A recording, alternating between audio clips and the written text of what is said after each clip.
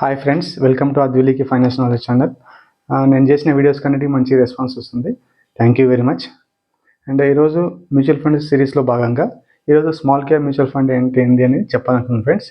ఆ వీడియో మంచిగా జాగ్రత్తగా వినండి. మీకు చూస్తే మాత్రం మీకు ఆల్మోస్ట్ మ్యాక్సిమం ఒక ఐడియా వస్తుంది. అంటే స్మాల్ క్యాప్ మ్యూచువల్ ఫండ్ అంటే ఏంటి, లార్జ్ క్యాప్ అంటే ఏంటి, మిడ్ క్యాప్ అంటే ఏంటి.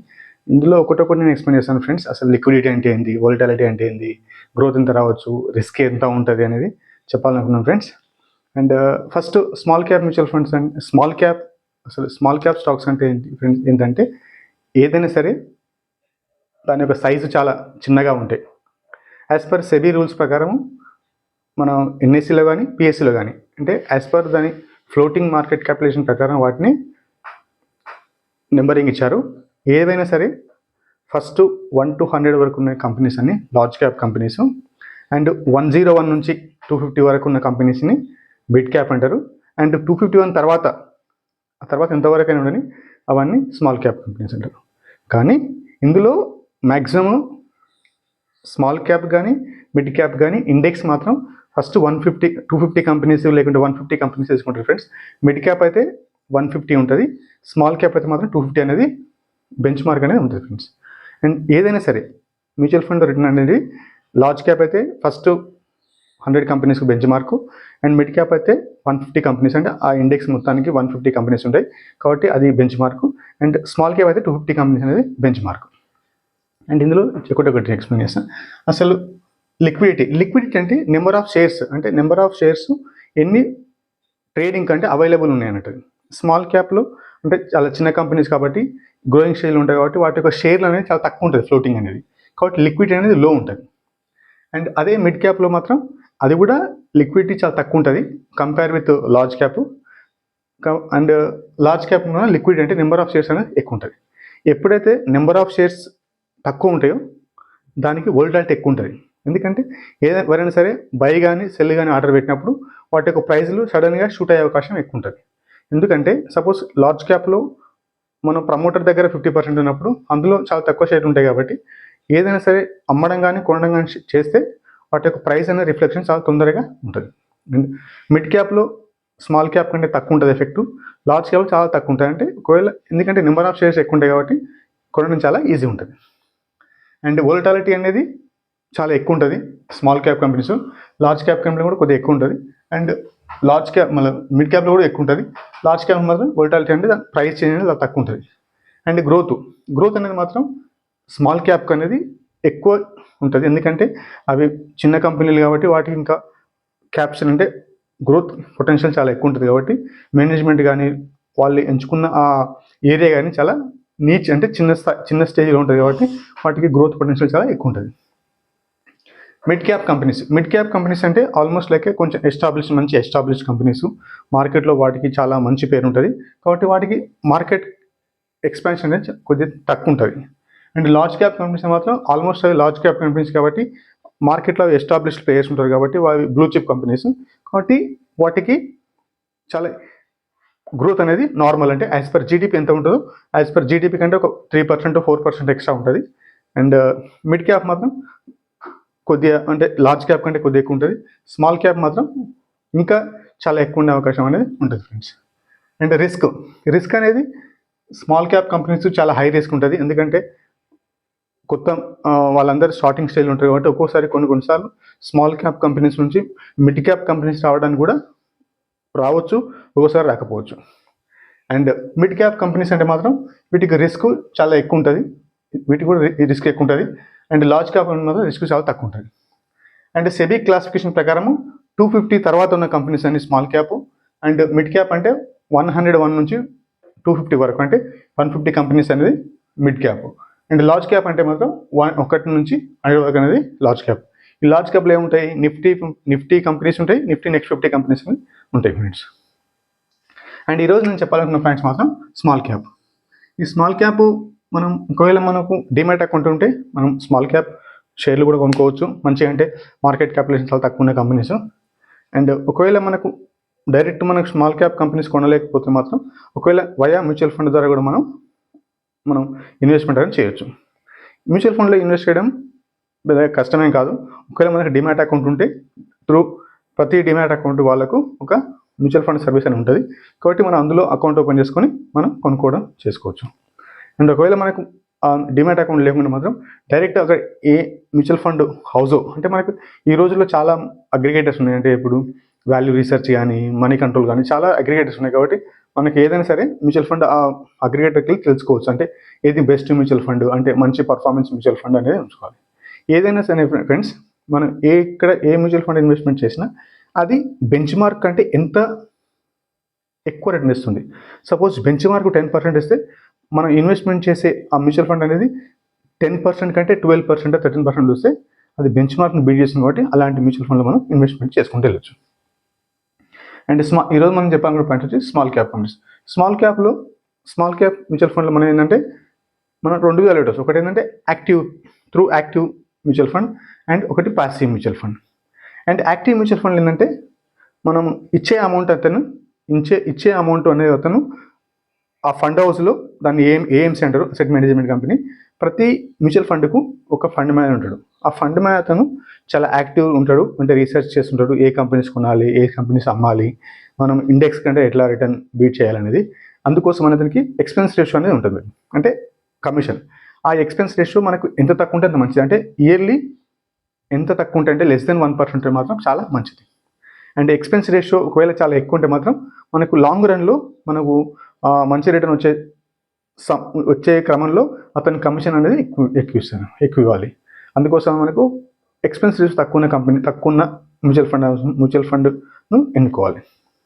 అంటే టర్న్ ఓవర్ రేషియో అంటే మనకు అతను ఫండ్ మేనేజరు ఒక రిటర్న్ జనరేట్ చేయడానికి అతను ఎన్నిసార్లు కంపెనీస్ అనేది చేంజ్ చేస్తుంటాడు, అంటే చర్నింగ్ రేషియో. ఒకవేళ అతను 50% అంటే ఈరోజున్న కంపెనీస్లో నెక్స్ట్ ఇయర్లో 50% అంటే అందులో 50 కంపెనీస్ అమ్మిండు కొన్నాడు. అంటే దీనికి చర్నింగ్ రేషియో చాలా ఎక్కువ ఉంది. ఆ మ్యూచువల్ ఫండ్కు చర్నింగ్ రేషియో ఎక్కువ ఉంది. అంటే అందులో అతను కొన్న షేర్ అంటే ఇన్వెస్ట్మెంట్ అనేది ఎక్కువ లాంగ్ రన్లో ఎక్కువ ఉంచుకుంటలేడంటే దానికి చర్నింగ్ రేషియో ఎక్కువ ఉన్నట్టు. ఎగ్జిట్ లోడ్ అనేది మ్యాక్సిమం ఏంటంటే యాక్టివ్ మ్యూచువల్ ఫండ్కి ఎగ్జిట్ లోడ్ అనేది 1% అనేది మినిమం ఉంటుంది. ఏ విధంగా అంటే ఎందుకంటే యాక్టివ్ మ్యూచువల్ ఫండ్లో ఫండ్ మేనేజరు అండ్ వాళ్ళ టీము చాలా హార్డ్ వర్క్ చేస్తారు. కాబట్టి అందులో ఒకసారి ఇన్వెస్ట్మెంట్ చేసిన తర్వాత అంత ఈజీగా ఎగ్జిట్ కానికే ఛాన్స్ అనేది ఇవ్వరు.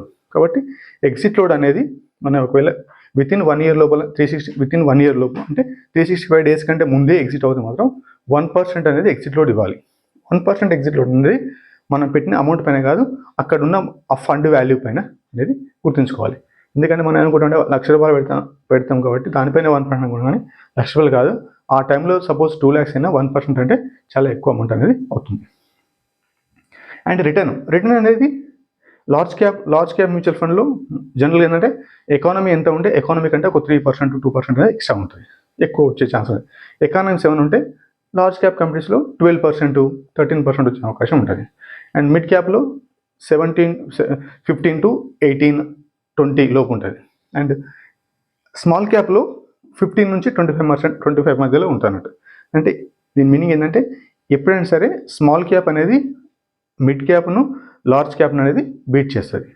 కాబట్టి స్మాల్ క్యాప్లో ఇన్వెస్ట్మెంట్ చేసే ముందు డ్యూ డిలిజెన్స్ని మంచి చదివి అసలు ఆ మ్యూచువల్ ఫండ్ ఎవరు మేనేజ్ చేస్తున్నారు, ఫండ్ మేనేజర్ ఎవరు, అతనికి హిస్టరీ ఉందా అనేది బాగా చెక్ చేసి మనం యాక్టివ్ మ్యూచువల్ ఫండ్లో ఇన్వెస్ట్మెంట్ చేయాలి. అంటే ప్యాసివ్ మ్యూచువల్ ఫండ్లో యాజ్ పర్ ఇండెక్స్లో ఇన్వెస్ట్మెంట్ చేస్తారు. కాబట్టి అక్కడ వాళ్ళకు ఫండ్ మేనేజర్ యొక్క టాలెంట్ అనేది ఎటువంటి అక్కడ అవసరం లేదు. ఎందుకంటే మనం ఇచ్చిన అమౌంట్ అనేది జస్ట్ లైక్ ఇండెక్స్లో మనకు కంపెనీస్లో ఎలా అయితే అరేంజ్ ఉండేదో దాని ప్రకారం అనేది వాళ్ళు ఇన్వెస్ట్మెంట్ చేస్తారు. అండ్ స్మాల్ క్యాప్ కంపెనీస్లో ఇన్వెస్ట్మెంట్ చేసేటప్పుడు ఏంటంటే ఇన్వెస్ట్ చేసేటప్పుడు మనం ₹100 పెడితే అందులో వాళ్ళు 95% వరకు స్మాల్ క్యాప్ కంపెనీస్లో పెట్టే ఛాన్స్ అనేది ఉంటుంది. Minimum as per equity rules ప్రకారం ఏంటంటే ఈక్విటీ ట్యాక్స్ రూల్స్ ప్రకారం అంటే ఏదైనా సరే మనం స్మాల్ క్యాప్ అనుకుంటే మ్యాక్సిమం 95% స్మాల్ క్యాప్లో పెట్టాలి. రిమైనింగ్ అనేది 4 to 5% అనేది వాళ్ళ దగ్గర క్యాష్ కానీ లేకుంటే క్యాష్ ఈక్వలెంట్స్ అనేది పెట్టుకోవాలి. అండ్ సేమ్గా ప్యాసివ్ మ్యూచువల్ ఫండ్ కానీ యాక్టివ్ మ్యూచువల్ ఫండ్ కానీ మ్యాక్సిమం అనేది స్మాల్ క్యాప్ మ్యూచువల్ ఫండ్లోనే పెట్టాలి. మినిమం 65%, మ్యాక్సిమం 95% అనేది పెట్టాలి. అండ్ రిమైనింగ్ అమౌంట్ అనేది క్యాష్ ఈక్వలెంట్స్ కానీ లేకుంటే క్యాష్ కానీ, క్యాష్ ఈక్వివలెంట్స్ అంటే ఏమిటి అంటే డెప్ట్ మ్యూచువల్ ఫండ్ కానీ, లిక్విడ్ ఫండ్స్ కానీ, లేకుంటే వాళ్ళ అకౌంట్లో క్యాష్ అని ఉండొచ్చు. ఈ క్యాష్ ఎందుకు అవసరం వస్తుందంటే ఎప్పుడైనా సరే ఒకవేళ మధ్యలో ఎవరైనా రిడీమ్ చేస్తారు, unit mutual fund units redeem చేసుకుంటే వాళ్ళ క్యాష్ ఇవ్వాలి, ఇమ్మీడియట్ అమౌంట్ అనేది ఇవ్వాలి కాబట్టి ఆ క్యాష్ రిజర్వ్స్ అనేది వాళ్ళు మెయింటైన్ చేస్తారు, చాలా ఇంపార్టెంట్. అండ్ ఇక్కడ స్మాల్ క్యాప్ మ్యూచువల్ ఫండ్లో బెంచ్ మార్క్ ఏంటంటే BSE small cap 150 TRI and Nifty small cap 150 TRI. 150 అని ఉంటుంది, లేకుంటే 250 అని ఉంటుంది. అంటే వీళ్ళు ఏం సెలెక్ట్ చేసుకుంటారు అంటే మనం ఆ ఫండ్ NFO వచ్చే కంటే ముందు వాళ్ళు చెప్తారు, అంటే దేని ప్రకారం వాళ్ళు బెంచ్ మార్క్ దేన్ని చూస్తున్నది ఇంపార్టెంట్. ఒకవేళ మనకు ఎక్కువ బెంచ్ మార్క్స్ అలా ఎక్కువ ఉంటే ఏమవుతుందంటే లిక్విడిటీ మంచిగా ఉంటుంది, ప్లస్ వోలటాలిటీ తక్కువ ఉంటుంది. కాబట్టి అది వాళ్ళు చేసే ఆ టైప్ 150 అని ఉండొచ్చు, లేకుంటే 250 అని ఉండొచ్చు. ఇది యాజ్ పర్ వాళ్ళు ఫండ్ రూల్స్ అంటే దాని ప్రకారం అనేది వాళ్ళు చెప్తారు. అండ్ ఇక్కడ ఒకవేళ మనం ఇన్వెస్ట్మెంట్ చేస్తే యాజ్ పర్ ట్యాక్స్ రూల్స్ ప్రకారం ఏంటంటే లాంగ్ టర్మ్లో 12.5% అనేది ఇవ్వాలి ట్యాక్స్. అది ఏంటంటే 1.25 lakh ఎగ్జామ్ట్ అయిన తర్వాత. అండ్ షార్ట్ టర్మ్లో 20% అనేది డైరెక్ట్ నెట్ ప్రాఫిట్ పైన 20% క్యాపిటల్ గెయిన్ ట్యాక్స్ అనేది ఇవ్వాలి షార్ట్ టర్మ్లో. అండ్ మళ్ళీ small cap mutual funds, small cap companies అనేవి ఇవి చాలా వాలటైల్ ఉంటాయి. అండ్ ఒకవేళ మార్కెట్ కరెక్షన్ 10% అయితే స్మాల్ క్యాప్ కంపెనీస్ మాత్రం 20% అయ్యే అవకాశం అనేది, కరెక్షన్ అయ్యే ఛాన్స్ అనేది ఉంటుంది. అండ్ రీసెంట్గా ఏంటంటే నిఫ్టీ 13% కరెక్షన్ అయింది, అంటే నెగిటివ్ అయింది. అదే మిడ్ క్యాప్ 16% అయింది, అదే స్మాల్ క్యాప్ 20% అయింది. అంటే 13 to 20 almost like more than double అయిందండి, అంటే almost near to double. 13 to 20 అంటే ఇదేంది బ్రాడ్ రేంజ్. బ్రాడ్ రేంజ్ అంటే ఏంటంటే ఇది అన్ని మిక్సింగ్. అదే ఒకవేళ మనం ఇండివిజువల్ స్టాక్స్ తీసుకుంటే కొన్ని స్టాక్స్లు ఇప్పుడు అంటే సెప్టెంబర్ 2024 పోల్చుకుంటే ఇప్పుడు ఫిబ్రవరిలో 25 పోల్చుకుంటే ఆల్మోస్ట్ లైక్ 20%, 30%, 40% అనేది కరెక్షన్ అనేది జరుగుతుంది.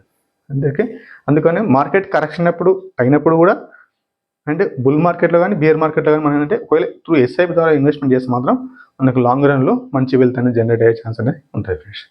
ఓకేనా ఫ్రెండ్స్? అండ్ ఇంతవరకు వీడియో నచ్చినట్లయితే మీరు లైక్ చేయండి. అండ్ ఈ చాలా కాన్సెప్ట్ మంచిగా ఉంది, ఫ్రెండ్స్ కూడా షేర్ చేయండి. అండ్ చాలామంది నా వీడియోస్ చూస్తున్నారు కానీ సబ్స్క్రైబ్ చేస్తలేరు, కాబట్టి దయచేసి మీరు సబ్స్క్రైబ్ చేసుకోండి. అండ్ ఇందులో ఈరోజు ముఖ్యమైన పాయింట్స్ ఏంటంటే first active mutual funda, passive mutual funda, మనం అందులో ఏది ఎంచుకోవాలి, అందులో మనం ఎంచుకున్న ఫండ్ హౌస్ ఎవరు, అక్కడ ఉన్న ఫండ్ మేనేజర్ ఎవరు అనేది చాలా చాలా ఇంపార్టెంట్.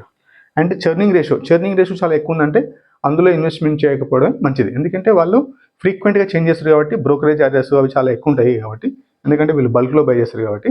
ఓకేనా ఫ్రెండ్స్? అండ్ ఇంకోటి ఏంటంటే యాజ్ పర్ ట్యాక్స్ రూల్స్ ప్రకారము మనకు ఈక్విటీ రూల్స్ ప్రకారము అది ట్యాక్స్ అనేది పేమెంట్ చేయాలి. ఓకేనా friends? And thank you very much.